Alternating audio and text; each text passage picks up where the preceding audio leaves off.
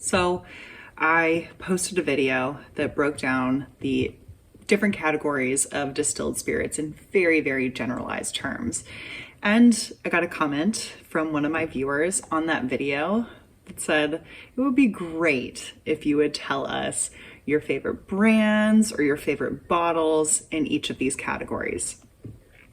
And automatically I have this knee-jerk reaction, like, oh, I hate giving people favorites, because my preferences are going to be different from your preferences. And also it's kind of like, I don't know, picking a favorite child, right, for each of these categories. But the viewer really wanted to know, like, how do you actually know what brands are good and what brands are not good?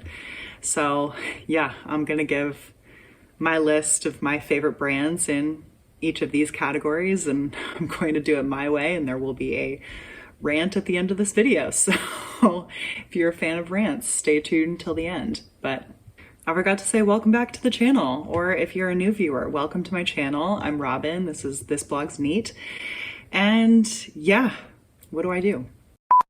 And on this channel, I talk about the art and science of booze and kind of all things related to that.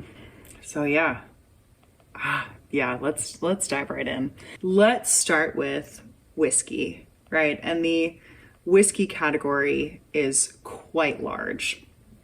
But we'll start with just if I could only choose one distillery to drink whiskey from for the rest of my life, it would be Springbank. Easy choice, easy decision. They're such a great distillery. The products that they make are absolutely delicious. So we have Hazelburn, which is their triple distilled, unpeated single malt.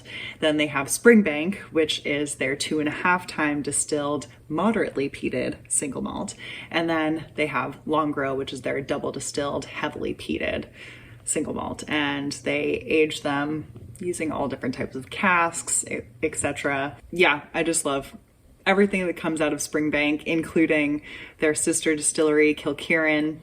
Well, it's Glengyle, but the brand that comes out of that distillery is Kilkerran. Yeah, I love Springbank. They're expensive, and a lot of other people really like Springbank, so they're becoming hard to find, but that's my favorite distillery. And I'll put that under the whiskey umbrella. We'll say Scotch favorite distillery is Springbank. Now, also under the Scotch category, I have a favorite blended Scotch brand, and that is Compass Box. I think they're making blended whiskeys really cool. They do a really great job. They're as transparent as they can be. You can find information about all of their blends over on their website, and the stuff that they make just tastes great. And their labels are like really cool and artistic and fun. And yeah, let's move to Irish whiskey. Favorite distillery, hands down, Killowen. They are so cool. Well, it's just one guy there. I think his name is Brendan. Brendan? Yeah, it's just Brendan Cardy. Oh, they're just, yeah, their distillery, it looks like it's in a shed. The stills that they have are absolutely beautiful. They're just making some really, really cool whiskeys and other spirits out of Killowen. So yeah, favorite Irish whiskey, Killowen. Let's move over to the US. Favorite bourbon distillery or brand is Highwire Distilling. I really love their Jimmy Red Corn. This is a bourbon made from 100% Jimmy Red corn, which is a heritage corn. I've had some people say that they've had some bottles of the Jimmy Red corn that just like weren't as great as the bottles that I've had. I think they're really, really delicious, and there's a lovely rich characteristic to them. They're very oily, etc. Let me know what you think, but I also just love Highwire as a brand anyways. As far as rye whiskeys go, this can be American or Canadian. Rye whiskey it has to be the Leopold Bros 3-chamber rye. So unique, so cool. It is distilled using a 3-chamber still, which is from the 1800s. They, of course, built it new, but they use blueprints from the 1800s. And it just creates this like wonderful, rich, super oily, just, yeah, really unique rye whiskey. It's expensive, but it's so cool and so delicious. So yeah. Honorable mention for ryes are like the Empire ryes that are coming out of New York, like Kings County, Van Brunt. Oh, I have another one. What was that one? Orange County Distillery, that I think they're located in Hudson, New York, also making delightful Empire ryes. They're really great. As far as other American whiskeys go, because there's other whiskeys out there, not just bourbon and rye in the US. I really like what Koval is doing in Chicago. They make a whole bunch of whiskeys using one type of grain at a time, and they're using like weird grains. Like I've had a millet whiskey from them that was really fun and unique. I mentioned Kings County and Van Brunt already when I mentioned the rye whiskeys, but I'll also give them another shout out because they are making a whole bunch of other types of whiskeys that I think are really fun, and they're not super mainstream.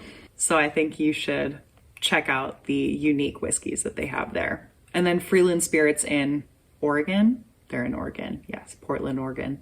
They're also doing some really great things, and I just love kind of their messaging and everything. And their whiskeys are delightful. As far as other whiskey brands that don't necessarily fall in any of the categories that I've just listed, Abasolo whiskey is a Mexican whiskey, super cool, made with Mexican corn. Yeah, they're using heritage corns from Mexico, and they're just a really cool company.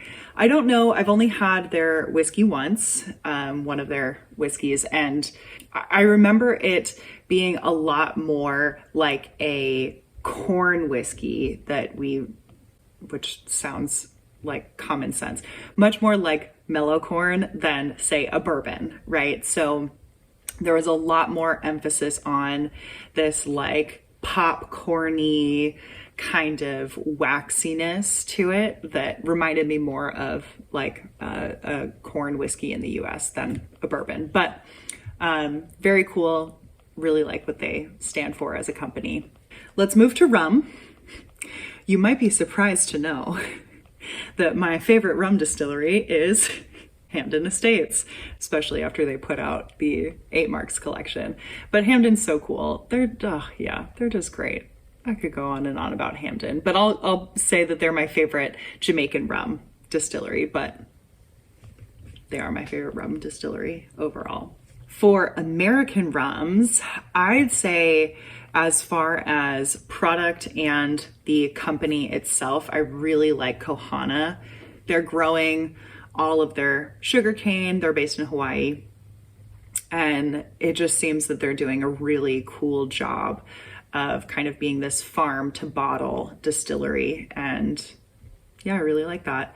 Honorable mention for other American rum distilleries, Rouleaison in New Orleans. Wonderful distillery, wonderful craft distillery using local molasses from local Louisiana sugarcane. And Richland Rum, similarly to Kohana, they are growing their own sugarcane. They use sugarcane syrup though, however, but yeah, I think they're doing a really great job, and they just produce rums. Both of those just produce rums, which is pretty unique for American craft distilleries. Usually craft distilleries in the US will kind of produce a wide variety of spirits, but these distilleries just focus on rum. Another notable rum distillery, rum brand that I really like is Novo Fogo. They produce cachaça out of Brazil, and they are very, very kind of sustainability focused. They also make good rum. Their aim is to become a zero waste distillery, which just makes me super happy. And they're also working towards regenerating some of the rainforests down in Brazil. While we're talking about rum, my favorite bottler of all time, favorite independent bottler is Velier. They are an Italian-based company, but they put so much emphasis on transparency. And I really, really like that. So anytime I see a bottle that's bottled by Velier, I will pick it up. They do a lot of rums. They focus a lot on rums. So we'll put it under the rum category. Favorite bottler, Velier. We'll move on to the spirits that I don't drink as much. That's not to say I don't like them as much. I just don't drink them as much. We'll start with brandy. Favorite brandy distillery is an Armagnac distillery. I do love Armagnac. I think I'd say that's probably my favorite class of brandies. Chateau de Pellejo, favorite. That's my favorite. This bottle, 1994. I've done a tasting of it. I've done a tasting of like all the things that I'm listing. Yeah, definitely the best Armagnac I've ever had. It's really, really tasty. For American brandies, I'm gonna give a shout out to Ventura Spirits. They are located just an hour and a half north of me without traffic in Ventura. They are using unique fruits such as a prickly pear cactus to make brandies. And they really, really, really focus on working with local farms. These small local farms, they make a strawberry brandy that is really delicious and is made from like kind of imperfect strawberries from local farms.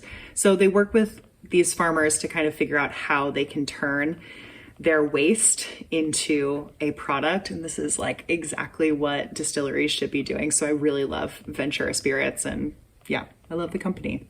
Honorable mention, I'm going to say again, Highwire. They have done a number of different brandies. I have only tried their peach brandy. I would love to try their watermelon brandy if anyone wants to get me some of that. Atelier V also is a very cool distillery. They make a variety of different spirits. They're down in New Orleans, and I've also tried their peach brandy, which is really fun.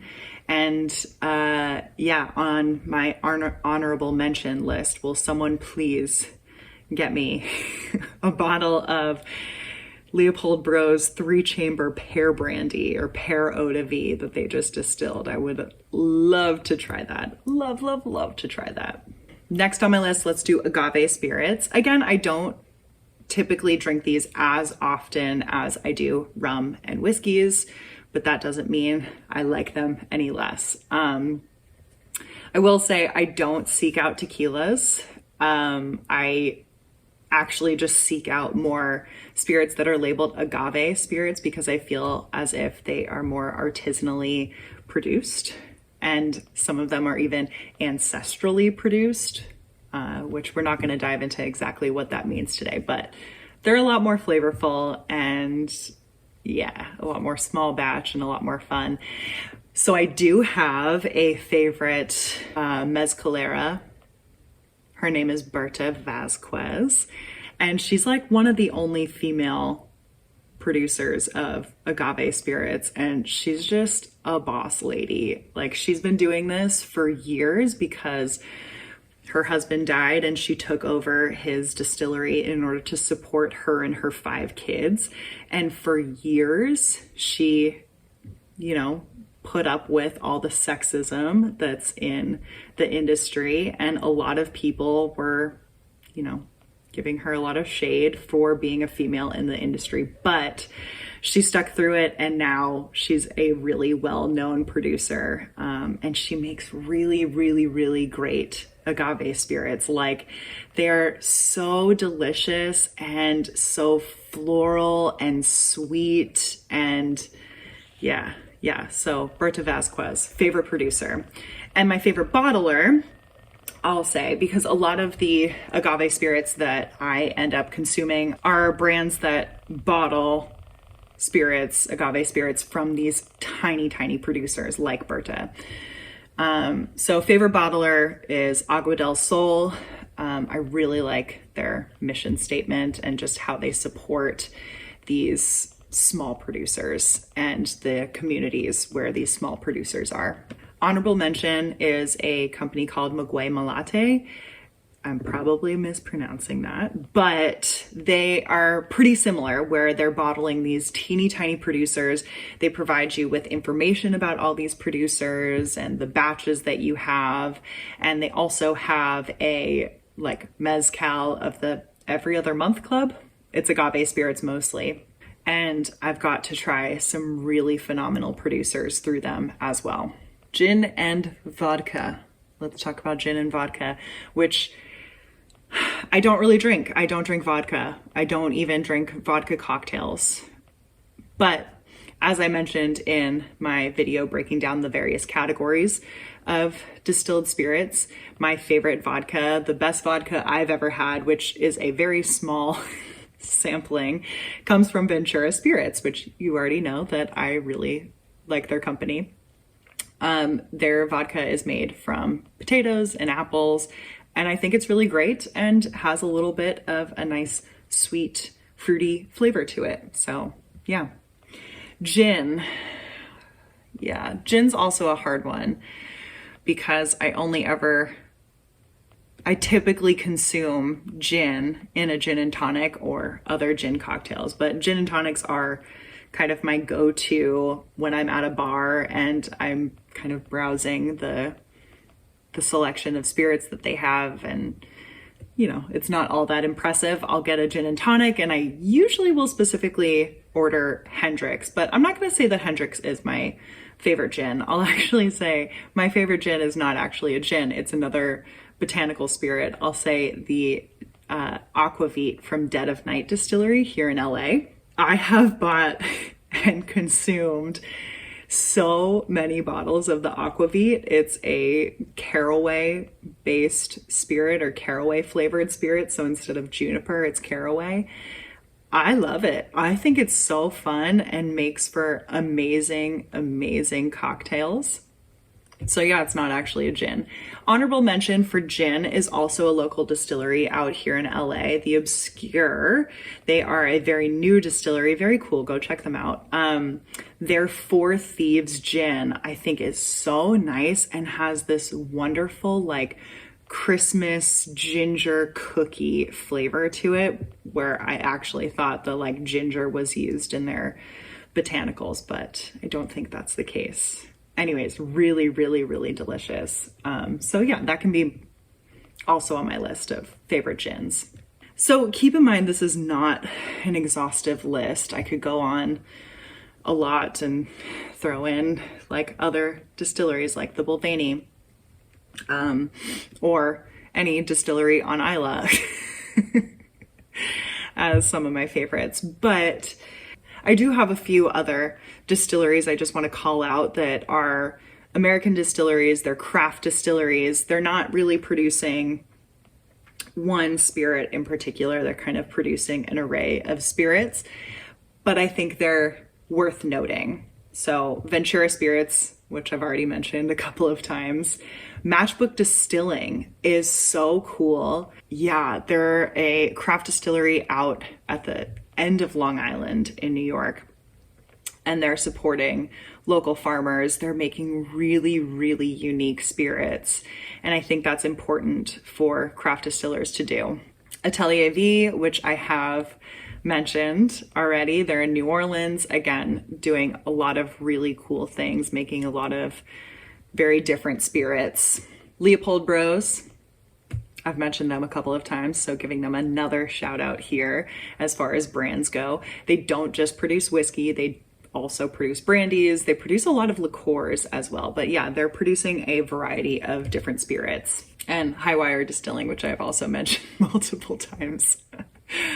Yeah, they've produced a number of different spirits. I think right now their focus is on more of the heritage grain whiskeys like Jimmy Red Corn. I think they have a rye whiskey that's made with a heritage grain. But yeah, like Highwire, really great, supporting local farmers. And then There are 3 bottles in the last maybe year or 2, maybe 3, that I have just blindly told people to buy just blindly told people to buy. So 3 bottles that I think are exceptional, affordable, and delicious, which is just like exceptional. First on that list is the Dickel and Leopold Bros collaboration rye. That one is super affordable and so delicious and gives you a chance to try a little bit of the Leopold Bros 3-chamber rye. I think it's blended so well. It's a great collaboration with Dickel, honestly. That one I have told multiple people to buy. If I know that they like American whiskeys. If I know that they like peated scotches, I have told them to buy the Laphroaig Cargis 2020 bottling. Blindly pick this up. It's so good. I think it's really, really nice. It's like, I don't know, you can get it for $90. It's their port and red wine finished whiskey. And yeah, I think it's super, super delicious. It's great. Definitely my favorite of the Laphroaig expressions, all of them that I've tried. And last but not least, if I know someone likes rum agricole, so unaged sugarcane based rums, or they like mezcal, I will suggest that they pick up Clairin Le Rocher. This has been one of my favorites to have, and yeah, I will always have a bottle of this as long as it is available. It's bottled by Vellier. It's a unaged Clairin, so a rum produced in Haiti using sugarcane syrup, small producer, really artisanally produced, distilled one time, bottled at distillation strength. Like, it's wonderful. All right, I need some water before I go on a rant. So if you haven't noticed from my list and the way I talk about these distilleries, small craft distilleries just make my heart happy. So ultimately, what I think you should do, the best way that you can find high quality spirits is going to your local distilleries, right? Go to your local distilleries, talk to them, find out what their values are, find out what their goals are. If you want to support unique, artisanally crafted products that are made by distillers that support local agriculture, which, not to should on you, but you should, because honestly, that's what spirits are all about, then you have to support your local craft distillers. You have to support the ones that align with that vision. You have to, because they're not backed by a bunch of money like a lot of these other big distilleries out of Kentucky are. Support your local craft distilleries so they can actually stick around and do cool things. So I know some people still believe that craft distilleries produce inferior products, and this was kind of the case, the rumor, for years and years. But it's an inaccurate rumor. We're setting the wrong expectation for our local craft distilleries. It's not that we're setting our expectations too high. It's just that we're not setting the right expectations. And I think the kind of closest comparison that I can relate this to is in the beer industry, right? Remember back in the day when craft beer was just becoming a thing? These craft breweries were not setting out to create copycats of, say, Bud Light, right? They were using local ingredients, unique ingredients. They were using weird yeast strains to produce a really flavorful, unique beer that you'd never had before. And at the time it was weird, right? But we all grew to love this and really appreciate this. So Stop going to your local craft distilleries and expecting them to produce a copycat version of an industrially produced bourbon just because that's what you know you like and that's what you've always drank. We need to stop expecting that of them. These craft distilleries feel that they need to produce a bourbon. And that's because that's what customers are expecting of them. Let them use local ingredients. Let them use ingredients that you didn't even know you could make booze out of. Let them make whiskey from a grain that you've never heard of. Let them serve you something that's completely unaged, that isn't a vodka or a gin. Let them serve you a white spirit. Let them serve you a white whiskey. Instead of expecting them to make a bourbon that can compare with the bourbons that are coming out of these huge distilleries in Kentucky, expect them to use their craft to create something that you've never tried before, rather than making something mainstream. And it's okay if you don't like it.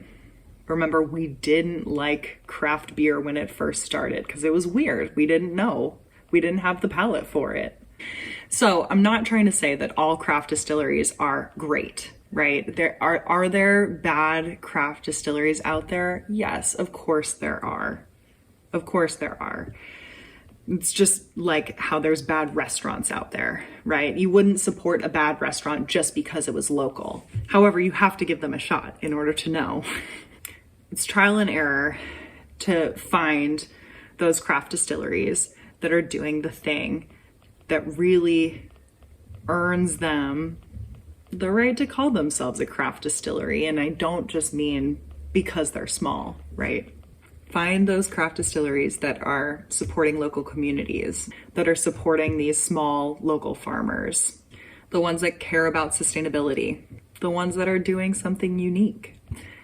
So a lot of the brands that I listed above, I think are doing this. So yeah, you can support any of the brands that I've listed above. And as I said, this is not an exhaustive list. So I am sure that I am missing a whole bunch of distilleries that are doing really great things out there. Please let me know in the comments below if you want to call out any that are doing great things. These are just the ones that I've had exposure to. And keep in mind, I have not listed anything that I haven't tried myself. These are all brands and spirits that I support. So a nice long rant. I hope you enjoyed it. I hope you enjoyed this video. And if you did, please let me know, and make sure to like and subscribe and share this video with your friends, and leave me lots of comments. I don't know. Let me know down below what you think. And of course, I want to give a huge shout out to my Patreons. Thank you guys so much for helping to support my channel. You have my list of all these distilleries that I love over on Patreon, so you've already gotten to see all of them. And if you, the viewer, would like to support the channel even further besides just the normal YouTube things, I would love it if you joined us over on Patreon. And I've got a link in the description below where you can join us there.